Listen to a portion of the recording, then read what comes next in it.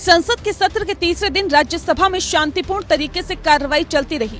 राष्ट्रपति के अभिभाषण पर धन्यवाद प्रस्ताव पर चर्चा के दौरान कांग्रेस ने मोदी सरकार पर चुन चुन कर हमले किए, लेकिन ये शांति तब भंग हो गई जब कांग्रेस सांसद दिग्विजय सिंह ने प्रधानमंत्री नरेंद्र मोदी को लेकर एक विवादास्पद बयान दे दिया।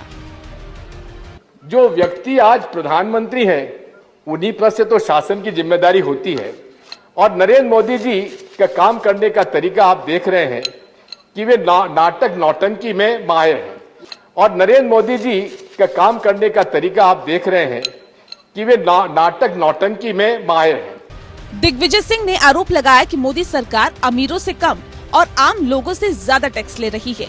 दिग्विजय सिंह का बयान खत्म होते ही बीजेपी सांसद राकेश सिन्हा ने दिग्विजय सिंह पर हमला बोला और उन पर असंसदीय शब्दों के इस्तेमाल का आरोप लगाया। शब्दों का उपयोग करना आप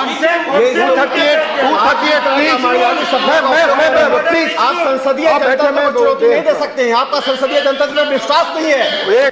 इस पर दिग्विजय सिंह ने आडवाणी की उस बात का हवाला देते हुए कहा कि मोदी को लेकर जो मैंने कहा वे मेरे शब्द नहीं है। आडवाणी जी ने कहा था he is a good event manager. अरे आडवाणी जी ने कहा, मैंने नहीं कहा है। आडवाणी जी ने कहा is a good event manager, नाटक नौटंकी करते हैं। वहीं विपक्ष के नेता और कांग्रेस सांसद मल्लिकार्जुन खड़गे ने भी मोदी सरकार के खिलाफ मोर्चा खोला। उन्होंने राष्ट्रपति के अभिभाषण को चुनावी भाषण कहते हुए एक शेर भी सुनाया।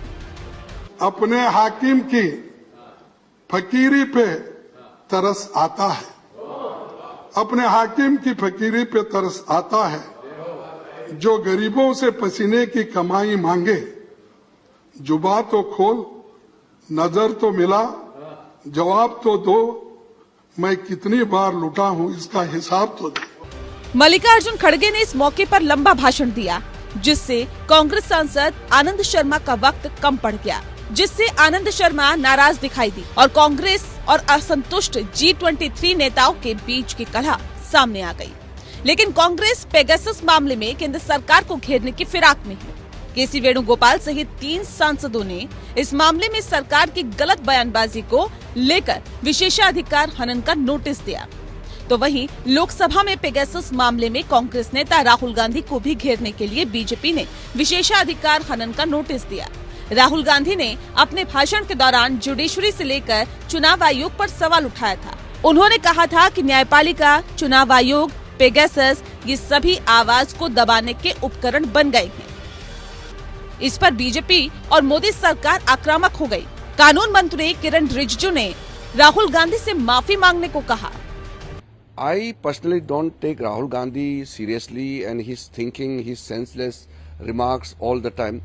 But because he is a leader of his political party and he has spoken these words on the floor of the house, I have to take note of these very, very serious charges he has leveled against the constitutional authorities.